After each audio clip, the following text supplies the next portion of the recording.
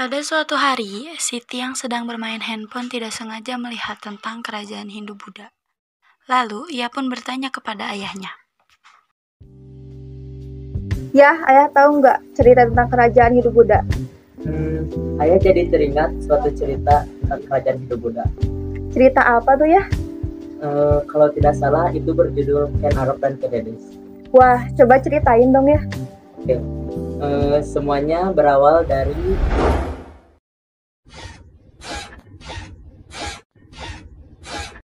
bangunlah nak, apa yang terjadi padamu? Maaf Tuan, saya mabuk berat semalam. Saya tidak ingat apapun lagi Tuan. Lebih baik kita jangan di sini. Ayo ikut aku. Namaku Loh Gawe. Baik Paman. Ken Arok, aku ingin mengatakan sesuatu padamu. Perihal apa itu Tuan? Aku sering mendengar tentang namamu. Kau adalah pria yang gagah berani. Namun aku juga sering mendengar tentang sifat burukmu.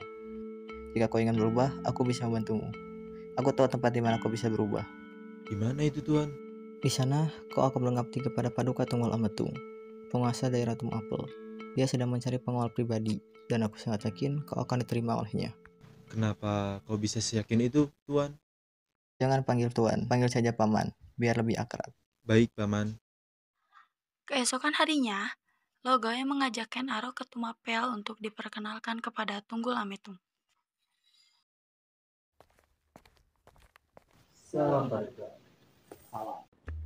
Paduka, hamba telah menemukan seorang yang pantas untuk menjadi pengawal pribadi Paduka. Perkenalkan, namanya Ken Arok.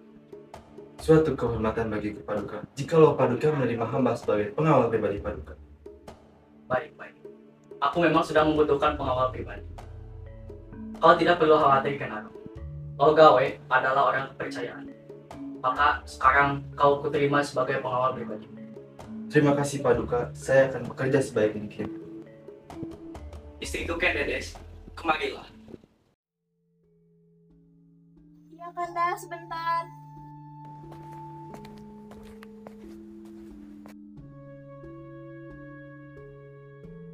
Duduklah di sampingku, Adinda. Dia cantik sekali, Paman. Memang, tapi kau harus ingat, dia adalah istri dari Paduka. Ken Arok, perkenalkan, ini Ken Dedes istriku. Adinda, perkenalkan, ini pengawal baruku, namanya Ken Arok. Tak butuh waktu lama, Ken Arok beradaptasi dengan lingkungan barunya. Ia tak hanya menjadi pengawal pribadi Tunggul Ametung, tetapi ia pun menjadi salah satu kepercayaan Tunggul Ametung.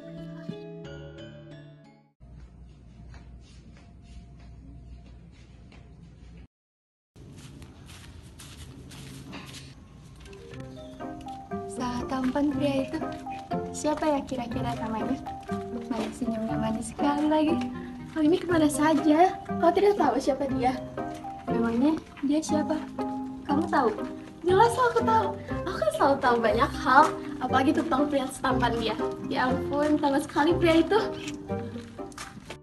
Karena rasa kagum atas kecantikan Ken Dedes, ia pun berencana untuk memesan Kris kepada Empu Gandring untuk bisa membunuh dan menikahi Ken Dedes. Ki, aku hendak memesan kris sakti darimu. Buatkanlah aku kris paling sakti yang bisa kau buat. Aku akan membayar berapapun harganya. Baiklah anak muda, akan aku buatkan kau keris paling kuat sejagat raya. Namun mungkin akan membutuhkan waktu yang lama, sekitar 5-6 bulan, baru kau bisa mengambilnya. Tidak masalah, aku akan menunggu itu. Silakan. Setelah menunggu waktu cukup lama, Ken Arok pun kembali menemui Empu Gandring. Ki, bagaimana dengan kris pesananku? Sabarlah hewan anak muda. Kris ini masih membutuhkan waktu untuk membuatnya. Tunggulah sampai saat itu. Tidak Ki, aku tidak bisa menunggu selama itu Ki. Tapi anak muda, kris ini masih belum sempurna. Aku sudah tidak peduli. Aku akan mengambil kris itu sekarang juga. Aku sudah tidak sabar untuk membunuh Tunggul Ametung. Apa? Kau ingin membunuh Tunggal Ametung dengan kris ini? Aku tidak akan membiarkannya. Apa urusanmu Ki? Cepat serahkan kris itu kepadaku sekarang juga. Tidak akan. Aku tidak akan membiarkannya. Jika kamu begitu, maka aku tidak akan sungkan. Benar-benar tidak tahu diuntung kau, Arok. Suatu saat kris itu akan membunuhmu serta keturunan-keturunanmu. Camkan itu, Arok. Setelah mendapatkan keris yang ia rampas secara paksa dari Empu Gandring, Ia berencana memperalat Kebo Ijo untuk menjalankan rencananya.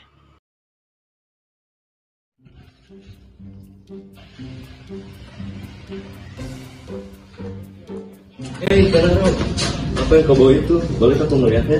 Bisa aja, ini kerisku sangat sakti. Kau suka? Wah, bagus sekali. Bolehkah aku meminjamnya? Boleh. Benarkah? Bolehkah aku ngaku-ngaku bahwa keris ini milikku? Silakan, aku tidak masalah. Benarkah? Kalian, lihat keris ini. Keren bukan? Keris siapa itu? Pasti bukan milikmu. Aku tidak percaya. Sama, aku juga. Alah, kalian pasti bohong kan? Kalian pasti tertipu dengan keris ini. Kuat sekali kau. Boleh aku melihat kerismu? Silahkan. Bagaimana? Keren bukan? Apa kau ingin meminjamnya? Benarkah kau mau meminjamkannya? Tentu tidak. Ya sudah, aku ingin pergi dulu.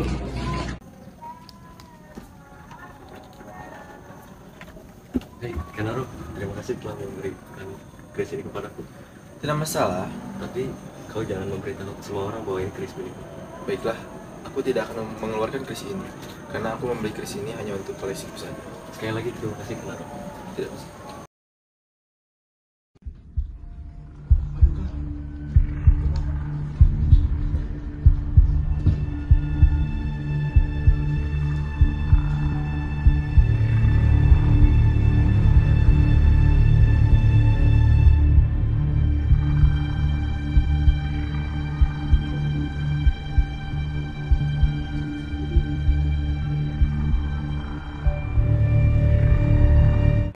Kanda, apa yang kau lakukan?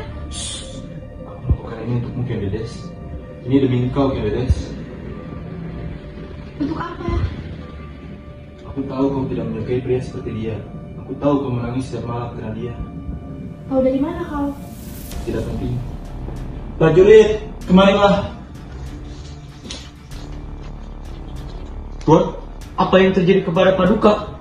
Paduka terbunuh. Yang mulia Kendedes menemukannya dalam kondisi keris mengejar pada Paduka. Cepat cari tahu siapa pemilik keris ini. Baik.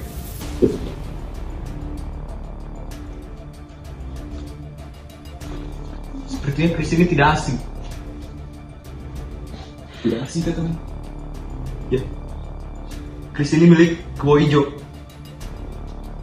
Paling dia hendak memamerkannya. Kalau begitu, persiapkan prajurit. Baik, Tuan. Kita akan menangkap Kebo Ijo sekarang juga. Baik.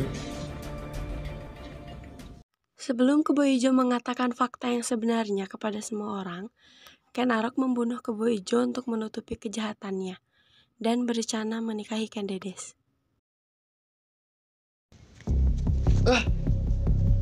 Bukan aku, Kenaro. Sungguh bukan aku. Bahkan kau yang meminjamkan keris itu kepada aku. Keris ini tertancap pada Paduka. Dan semua warga tahu bahwa ini keris milikmu. Kenapa kau membunuhnya? Ini hukuman yang pantas untuk seorang pembunuh.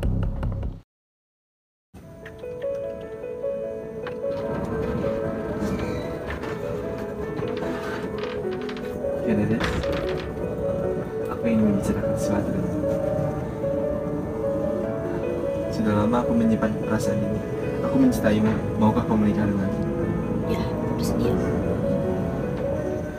Setelah menikahi Kendedes, ia pun dikaruniai seorang anak yang bernama Anusapati. Tetapi, perlakuan buruknya terhadap Anusapati membuat Anusapati merasa ada sesuatu yang janggal. Ia pun bertanya kepada ibunya. Ibunda, mengapa Ayahanda lebih menyayangi Toja daripada aku? Apakah yang mereka katakan itu benar, bahwa aku ini bukan anak kandung dari Ayahanda? Benar, Nak. Ayah kandungmu meninggal ketika kamu berada di dalam kandungan. Ibu sengaja tidak memberitahumu karena ibu rasa itu lebih baik. Hah? Benarkah? Jadi apa yang mereka katakan itu benar? Lalu mengapa Ayahanda meninggal pada saat itu? Ayahmu dibunuh oleh seseorang, Nak. Siapa itu, Bu? Katakan padaku, Bu. Mengapa ibu diam? Apakah ibu menyembunyikan sesuatu dariku? Baiklah, mungkin ini sudah saatnya kamu mengetahui siapa orang yang telah membunuh ayahmu. Orang itu adalah Ken Arok. Hah? Benarkah, Bu? Aku tidak menyangka dengan semua ini. Benar, Nak. Maafkan ibu karena baru memberitahumu sekarang. Barat, aku tidak akan membiarkan dia hidup dengan tenang. Jangan, nak. Ah, Kau tidak tahu Ken Arok seperti apa. Hanya tidak ingin kalau terjadi apa-apa. sabar Bu, aku bisa menghadapi orang seperti dia.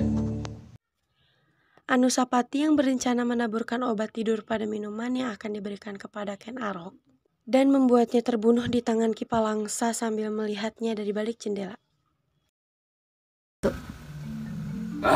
Ken Arok harus mati. Tapi aku tidak ingin membunuhnya dengan tanganku sendiri. Aku tahu siapa yang bisa aku andalkan. Hei, Kipalangsa, kemarilah. Ada apa, Tuan? Apa kau ingin sebuah emas dan berlian? Emas dan juga. Apa kamu yakin, Tuan? Tentu saja, tapi kau harus menuruti kemauanku. Apa yang harus saya lakukan, Tuan? Aku minta kau bunuh Ken Arok. Mengapa harus Paduka, Tuan? Kau tidak perlu tahu. Aku pun tahu kau tidak diperlakukan baik olehnya. Sekarang saatnya kau membalaskan dendamnya. Tak perlu khawatir. Aku telah menyiapkan semuanya. Dengan keris ini, kau bisa menghabisi Ken Arok. Setelah menghabisi Ken Arok, temui aku di gudang, dan aku akan memberikanmu berlian dan perhiasanmu untukmu. Baik, Tuan. Akan saya lakukan.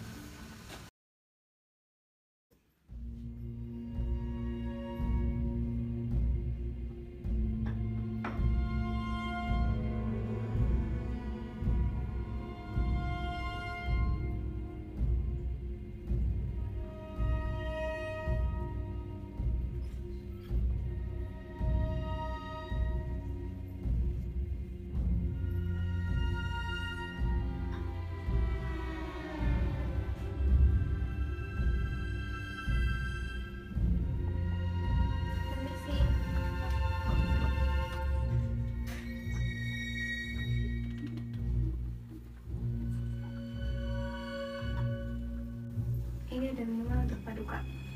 Baik, terima kasih.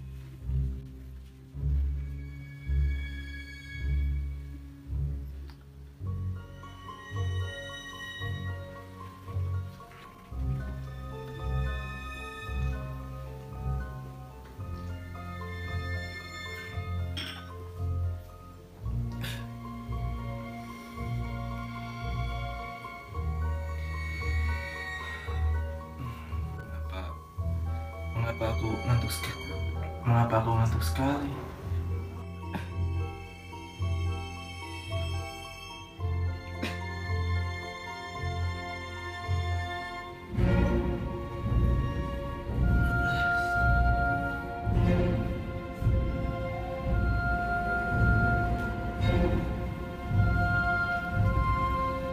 Maafkan hamba, Paduka.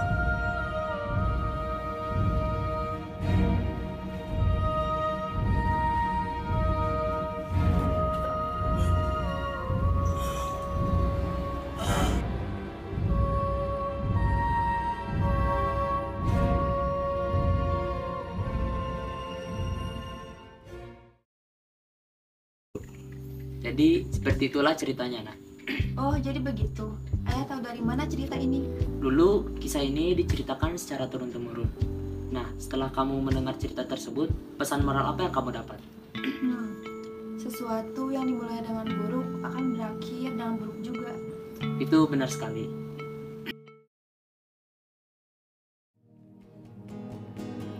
Kita hanya manusia